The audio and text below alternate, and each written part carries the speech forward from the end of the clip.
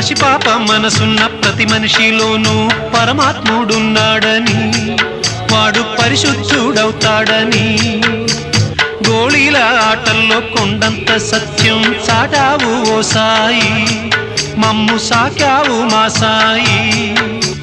వాసనలు వేరైన వర్ణాలు ఎన్నైన పూలన్నీ ఒకటంటివి, నిన్ను పూజించ తగునంటివి. మా తడిలేని హృదయాల దయతోటి తడిపి కలుపుల్ని తీసేస్తివి, మాలో కలతల్ని మాపేస్తివి. మా పాపాల తొలగించు దీపాల నీవే వెలిగించినావయ్యా, మమ్ము కరుణించినావయ్యా.